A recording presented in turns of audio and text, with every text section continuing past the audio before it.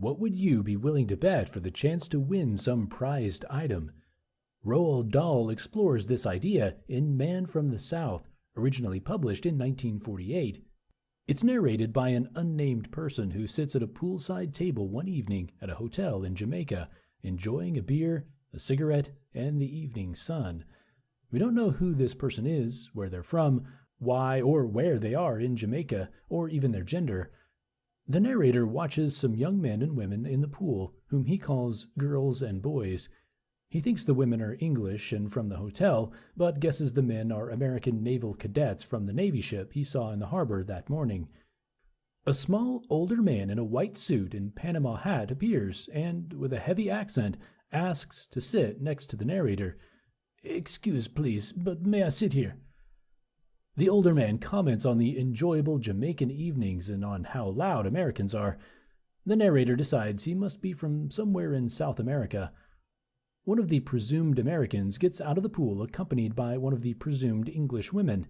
He asks if they can join the seated fellows and offers each of them a cigarette and a light. The South American doesn't think the lighter will work in the windy weather, and when the American insists it always does, the older man proposes a bet. "Shall we not make a little bet on whether your lighter lights?"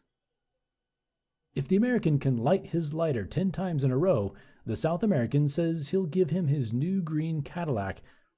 The boy wants to know what happens if he loses. The man says, "I never ask you, my friend, to bet something you cannot afford. You understand? Perhaps the little finger of your left hand." Despite the disapproval of the narrator and the English woman, the American eventually agrees, and the four go up to the older man's room in the hotel. The narrator notices a woman's dressing gown or robe on the bed. The South American makes everyone martinis and pays a hotel maid to bring him a hammer, nails, and a chopping knife, which she does.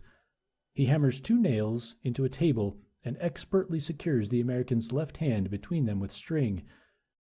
The narrator thinks, anyone would think the son of a bitch had done this before. The narrator counts each successful light. He gets to 7 and notes that the lighter is obviously a good one, and describes how the thumb is key to working it. The suspense is heightened. Just after 8, an older woman rushes in, seizes the South American, whom she addresses as Carlos, and shakes him violently while berating him in what sounds like Spanish. She apologizes to the others and explains that Carlos is a menace and that he has taken altogether 47 fingers from different people and he has lost 11 cars. She's brought him to Jamaica to help him avoid